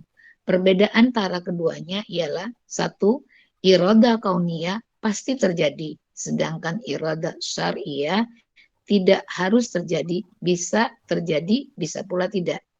Kedua, iroda kauniyah meliputi yang baik dan yang jelek, yang bermanfaat dan yang berbahaya, bahkan meliputi segala sesuatu. Sedangkan iroda syariah hanya terdapat pada yang baik dan yang bermanfaat saja. Ketiga, iroda kauniyah tidak mengharuskan mahabbah atau cinta Allah Subhanahu wa taala. Terkadang Allah Subhanahu wa taala menghendaki terjadinya sesuatu yang tidak dia cintai, tetapi dari hal tersebut akan lahir sesuatu yang dicintai Allah Subhanahu wa taala, seperti penciptaan iblis dan segala yang jahat lainnya untuk ujian dan cobaan. Adapun iroda syariah maka di antara konsekuensinya adalah mahabbah kepada Allah Ta'ala, karena Allah Subhanahu wa Ta'ala tidak menginginkan dengannya kecuali sesuatu yang dicintainya seperti taat dan pahala. Baik. Sifat yang atau dikatakan di sini sifat yang kedua berarti ya. Sifat yang kedua adalah al-iradah, berkehendak, keinginan. Berarti ini merupakan sifat yang tidak dapat terlepas dari zatnya Allah. Atau kita katakan sifat yang selalu melekat pada zatnya Allah. Dalam istilahnya adalah termasuk sifat yang zatiyah. Sebagaimana kudrah tadi. Kudrah itu zatiyah. Begitu juga iradah. Iradah itu zatiyah. Itu selalu ada pada zatnya Allah Subhanahu wa taala. Apa yang ada dalam surat Al-Maidah ayat 1, Al-Had ayat 14, Al-Burud 16, kemudian Yasin 82, ini ayat-ayat yang menunjukkan bahwasanya Allah memiliki keinginan, ya. Allah memiliki kehendak, ya. Di antara sifat Allah itu adalah Allah berkehendak. Allah menginginkan. Baik. Ayat-ayat ini menetapkan iradah. Iradah itu keinginan, ya. Iradah itu keinginan untuk Allah, yakni di antara sifat Allah yang ditetapkan oleh Al-Qur'an dan As-Sunnah. Ahlu sunnah wal jamaah menyepakati bahwa iradah itu ada dua macam. Ini keyakinan ahlu sunnah wal jamaah. Ya. Iradah itu kata ahlu sunnah wal jamaah itu ada dua. Ada iradah kauniyah, ada iradah syariah. Iradah kauniyah itu, ya, sebagaimana dalam surat Al-An'am disebutkan, فَمَنْ يُرِدِ اللَّهُ أَيَّهْدِيَهُ يَشْرَحْ صَدْرَهُ لِلْإِسْلَامِ. Barang siapa yang Allah kehendaki baginya untuk mendapatkan petunjuk, Allah lapangkan dadanya untuk memeluk Islam. Wa may yurid ayyudillahu yaj'al sadrahu dayyiqan haraja. Dan barang siapa orang yang Allah kehendaki dia menjadi sesat, niscaya Allah jadikan dadanya sesak lagi sempit. Di sini ya ada iradah kauniyah. Allah menginginkan orang ini jadi muslim yang taat. Allah juga menginginkan manusia ini menjadi manusia yang kafir lagi membangkang kepada Allah. Itu tetap kita katakan sebagai keinginan Allah, tapi keinginan versi iradah kauniyahnya. Baik. Yaitu iradah yang menjadi persamaan masyiah, ya, masyiah kehendak Allah. Tidak ada bedanya antara masyiah dengan iradah kauniyah. Ini iradah kauniyah. Kemudian yang kedua adalah iradah syariah. Iradah syariah itu keinginan yang Allah perintahkan dalam Al-Quran. Nanti kita akan bahas ya apa perbedaan antara iradah syariah dengan kauniyah. Iradah syariah itu sebagaimana yang terdapat dalam ayat Al-Baqarah 185, misalnya yuridullahu bikumul yusra wa la yuridu bikumul usra. Allah menghendaki, Allah menginginkan kemudahan bagimu dan Allah tidak menginginkan kesukaran, kesulitan, kesusahan bagimu. Baik, saya kasih gambaran yang simpel. Misalnya, Allah Subhanahu wa Ta'ala menyuruh kita di dalam Al-Quran untuk menegakkan sholat. Allah ya dalam Al-Quran menyuruh kita untuk sholat. Berarti iradah syariah. Ini ya, iradah syariah yang kedua. Iradah syariahnya Allah itu ya manusia itu agar manusia itu melakukan sholat. Tapi iradah kauniyahnya itu berbeda dengan iradah syariahnya Allah. Memang di dalam Al-Quran Allah menginginkan dan memerintahkan kita salat, tapi kenyataannya ada orang yang salat dan ada orang yang tidak salat. Kan seperti itu. Baik, orang-orang yang tidak salat itu apakah dikatakan Allah ya tidak menciptakan atau tidak berkehendak mereka tidak melakukan sholat? Tidak. Kita katakan Allah ya menciptakan orang-orang yang sholat dan Allah berkehendak mereka ada. Allah Subhanahu wa taala juga menciptakan orang-orang yang tidak sholat dan Allah berkehendak mereka ada dan mereka melakukan itu. Gitu ya. Kenapa? Karena kalau kita katakan orang-orang yang tidak sholat, orang-orang kafir itu merupakan orang-orang yang tidak dikehendaki oleh Allah, berarti sama saja mengatakan ada di kerajaan Allah itu sesuatu yang Allah tidak inginkan. Nah, itu konsekuensinya. Ya, ada kan dunia ini, ya, bumi ini ada kerajaan Allah. Ya, langit, bumi itu ada kerajaan Allah. Apa mungkin di kerajaan Allah itu ada sesuatu yang terjadi, tercipta, sedangkan Allah tidak menginginkannya? Kalau kita katakan ini berarti Allah itu tidak maha mampu. Allah itu tidak maha berkuasa di bumi. Kenapa? Karena ada sesuatu yang terjadi di kerajaan Allah, sedangkan Allah tidak menginginkannya. Berarti yang benar pemahamannya bagaimana? Pemahaman yang benar adalah Allah menginginkan hal tersebut. Menginginkan hal tersebut demi apa? Demi hikmah. Makanya dikatakan ya, nanti di sini ada perbedaan antara iradah kauniyah dan iradah syar'iyah. Apakah kalau begitu berarti Allah Subhanahu wa taala menginginkan ya eh, orang-orang kafir itu kafir kepada Allah? Tidak. Allah memerintahkan dalam Al-Qur'an agar mereka beriman. Allah sudah perintahkan dalam Al-Qur'an dan itu sudah disebut dengan iradah syar'iyah. Itu perintah Allah dalam Al-Qur'an, itulah iradah. Ya. Maka di sini dibedakan perbedaan antara iradah syariah dan iradah kauniyah. Yang pertama, iradah kauniyah itu pasti terjadi. Ada orang mukmin, ada orang kafir, ya. Ya, itu pasti terjadi, ya. Adanya orang kafir itu ya kehendak Allah. Adanya orang mukmin kehendak Allah, ya. Sedangkan iradah syariah tidak harus terjadi. Allah perintahkan dalam Al-Qur'an untuk beriman. Apakah semuanya beriman? Tidak. Ada yang beriman, ada yang membangkang, ya, ada yang kufur. Allah memerintahkan dalam Al-Quran untuk taat. Apakah semua taat? Tidak. Ada yang taat, ada yang membangkang. Ya. Baik. Bisa terjadi, bisa pula tidak terjadi. Itu iradah kauniyah. Baik, yang pertama. Yang kedua, iradah kauniyah. Afwan, itu iradah syariah ya. Iradah syariah. Kemudian yang kedua, iradah kauniyah itu meliputi hal-hal yang baik dan yang jelek. Seperti tadi. Allah menginginkan adanya orang mukmin. Allah menginginkan adanya orang kafir. Ya. Itu iradah kauniyah ini meliputi hal yang baik dan yang jelek, yang bermanfaat dan yang berbahaya, bahkan meliputi segala sesuatu apapun itu dari segala aspek itu masuk ke dalam iradah kauniyah karena berkaitan dengan kaun ini alam semesta penciptaan. Sedangkan iradah syariah hanya terdapat pada yang baik-baik dan yang bermanfaat saja. Jadi dibedakan ya antara keinginan Allah yang Allah sampaikan dalam Al-Quran dengan keinginan penciptaan. Kemudian yang ketiga adalah iradah kauniyah tidak mengharuskan mahabbah. Apakah kalau kita katakan Allah itu menginginkan orang kafir ya secara iradah kauniyah maka Allah ciptakan orang kafir. Berarti Allah cinta orang kafir? Tidak. Apakah ketika Allah menciptakan iblis ya lalu kemudian Allah menginginkan iblis itu ada, setan itu ada, berarti Allah cinta kepada iblis? Tidak. Kenapa? Karena iradah kauniyah itu tidak mengharuskan adanya mahabbah dari Allah. Tidak mengharuskan adanya kecintaan dari Allah. Ya. Terkadang Allah Subhanahu wa taala menghendaki terjadi sesuatu yang tidak Allah cintai. Tetapi dari hal tersebut, nah ini harus garis bawahi ya. Tetapi dari hal tersebut akan lahir sesuatu yang dicintai oleh Allah Subhanahu wa taala.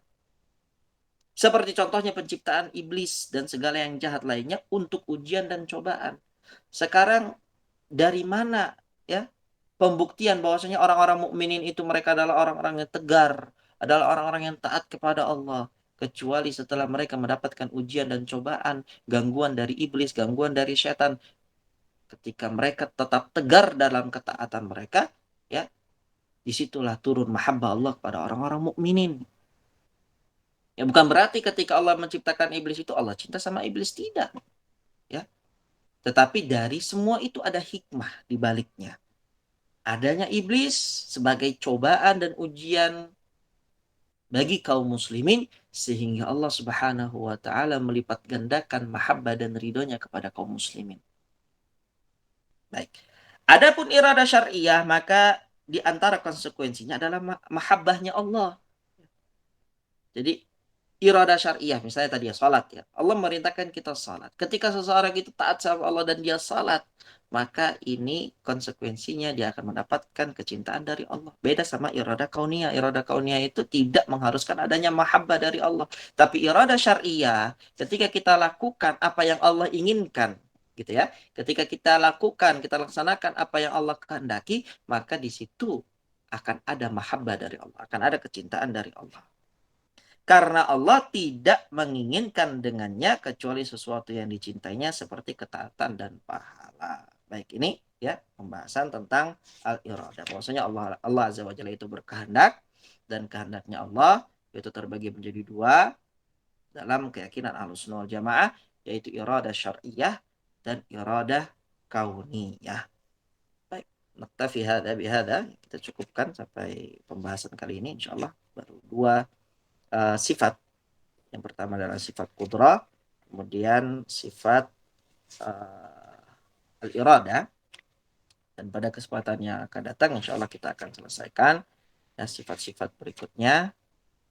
Begitu juga nanti di akhir bab ada pembahasan tentang bantahan kepada orang-orang yang menyelisih Ahlus Sunnah wal Jamaah dalam pemahaman yang sesat di dalam bab asma wa sifat, begitu dengan pembahasan sifat-sifat Allah Azza wa Jalla yang mulia.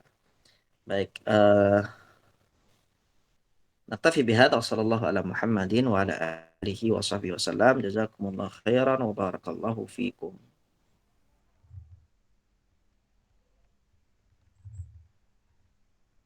Baik, Jazakillah khair wa barakallahu fiki kepada jemaah yang telah berpartisipasi dalam bacakan materi dan juga kepada Ustaz Abu Ayyub Jazakallahu ta'ala. Jazakallah khair wa barakallahu fik wa assalamualaikum ilaikum atas ilmu yang telah disampaikan. Semoga menjadi ilmu yang bermanfaat bagi kita semua, dapat dipahami, diamalkan, serta didakwahkan. Amin ya rabbal alamin. Baik, selanjutnya kita masuk ke dalam sesi tanya jawab. Bagi jamaah yang ingin bertanya, dipersilakan.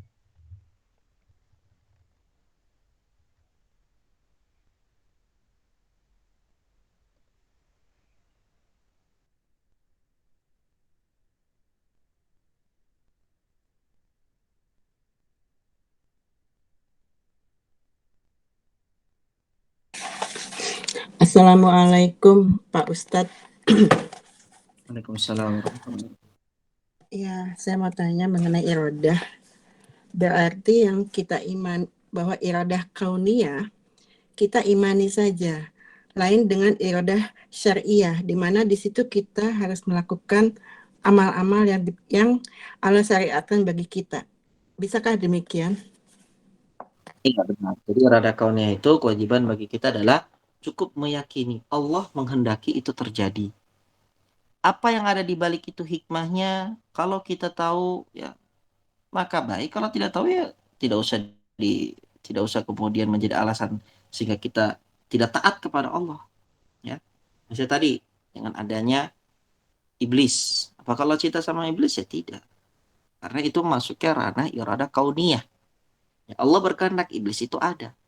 Hikmahnya apa? Hikmahnya dengan adanya iblis, adanya ujian, cobaan, ya, godaan bagi orang-orang yang mukminin, orang-orang muslimin, sehingga mereka menjadi lebih kuat dalam keimanannya dan Allah lipat gandakan kecintaannya kepada mereka.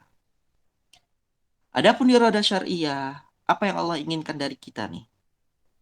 Irada syariah itu adanya di mana? Irada syariah itu adanya di Quran. Irada syariahnya Allah itu adanya di mana? Di hadis. Nah, itu perintah-perintahnya Allah itu dalam Quran dan hadis semua masuk dalam irada syariah. Adapun irada kauniyah, ya irada kauniyah itu ya keinginan dalam penciptaan. Kaun itu kan alam semesta ya. Suatu yang Allah ciptakan. Makanya apa namanya?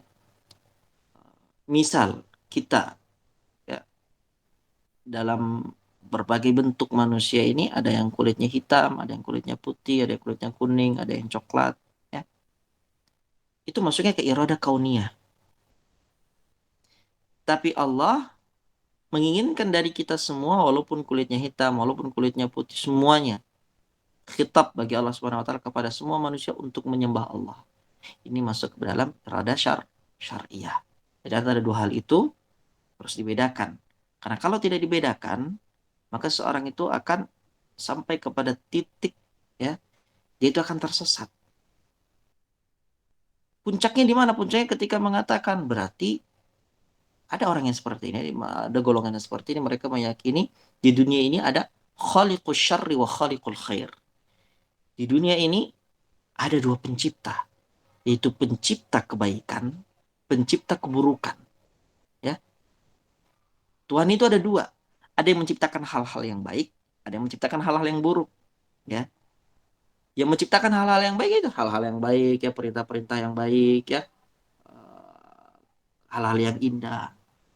Sedangkan yang Tuhan yang menciptakan keburukan, yaitu semua hal-hal yang berkaitan dengan kejahatan, kriminal, semua yang menciptakan. Ini keyakinan yang menyimpang. Dan seorang muslim dalam akidah Ahlussunnah wal Jamaah, keyakinan mereka, ya, iradah itu terbagi menjadi dua dan semuanya berasal dari Allah, Zat yang Maha Esa. Ya. Karena kalau seandainya tidak dipahami sebagaimana apa yang dipahami oleh Ahlussunnah wal Jamaah, dalam hal ini pasti akan menyeleweng, sesat dalam pemikiran dalam bab ini. Wallahu ta'ala alam. Barakallahu fikum. Jazakallah khair Ustadz. Ustadz, kok bisa nggak disambungkan dengan bahwa iradah kauniyah itu kita memahaminya sama dengan kita memahami takdir. Demikian juga ya Pak Ustadz? Bisa. Nah, bisa. Bisa. Itu takdir. Ketetapan Allah. Ya. Ketetapan Allah. Adanya orang kafir, itu ketetapan Allah. Ya. Adanya misalnya sesuatu yang tidak disukai manusia, misalnya apa sih? Hewan buas misalnya. Itu ketetapan Allah. Ya. Itu ketetapan Allah. Yang dimana seorang muslim itu tidak boleh menafikannya. Adanya Fir'aun. Adanya Abu Jahal. Adanya Abu Lahab. Ya, itu ketetapan Allah. Allah Ta'ala alam. Ya, terima kasih Pak Ustadz. Amin. Baik, jazakumullah khairan barakallahu fikum atas pertanyaan dari jemaah dan juga penjelasan dari Ustaz Abu Ayyub Hafizahullah Ta'ala. Selanjutnya, bagi yang ingin bertanya selanjutnya dipersilakan. Assalamualaikum warahmatullahi wabarakatuh. Ustadz, di surat tadi yang disebutkan di surat Al-An'am 125, ini kan berarti di sini disebut, berarti di sini iradah syariah ya Ustadz. Artinya kalau kita mengatakan bahwa ada yang Allah beri petunjuk dengan hatinya lapang, dan kemudian yang Allah tidak berikan petunjuk hatinya sempit. Tafakur buat diri, artinya pada saat membaca ini kan aplikasi ke dalam diri nih Ustadz. Artinya kalau syariah, kalau kita lihat manfaat darinya, kalau syariah itu adalah sesuatu yang bisa terjadi, bisa tidak gitu kan Ustadz. Nah. Ya, begitu ya. Artinya bisa karena sesuatu yang disebut syariah itu bisa ada yang mengikuti atau perintah Allah, ada yang tidak gitu. Nah, kembali kepada diri kita dalam mentafakuri, mentadaburin surat Al-An'am 125 ini, pada saat kita merasakan diri, gitu, maksudnya balik kepada diri Ustadz, diri itu merasa sempit terhadap syariat yang Allah berikan pada kita, artinya kita di sini ada rasa takut kepada Allah, jangan-jangan gitu loh Ustadz, kita ini termasuk gitu loh sesuatu yang sebenarnya Allah menghendaki kebaikan, tetapi di sini kita tidak melakukannya. Bisa seperti itu Kak Ustadz memahamin ayat ini? Nah, Bu Met. Jadi di antara hikmahnya adalah seseorang itu jangan sampai ya dia merasa aman gitu ya. Dia harus tetap meminta kepada Allah Subhanahu wa taala. Makanya seorang mukmin itu tidak boleh terputus dari meminta hidayah kepada Allah Subhanahu wa taala walaupun dia berada di atas hidayah yang Allah perintahkan kepadanya. Ya. Bukan berarti ketika seorang itu sudah ya dia berada di atas hidayah, dia tidak butuh hidayah, tidak. Dia tetap butuh hidayah. Dia tetap butuh hidayah. Karena ending akhirnya atau hakikat sebenarnya itu hanya Allah Subhanahu wa taala yang mengetahui. Ya. Allah menginginkan kita itu, Allah menakdirkan kita seperti apa itu, ya. Hanya Allah yang mengetahui, sehingga kewajiban bagi kita itu sampai kita wafat adalah berusaha semaksimal mungkin untuk taat kepada Allah Subhanahu wa taala, meminta kepada Allah agar Allah istiqomahkan. Kalau itu ya tidak dilakukan, maka kita merasa orang-orang yang berada di zona nyaman, zona hijau, ya, mengalir sebagaimana alir mengalir. Tidak. Tapi seorang muslim itu memiliki kewajiban untuk terus meminta kepada Allah Subhanahu wa taala untuk diberikan hidayah dan keistiqomahan.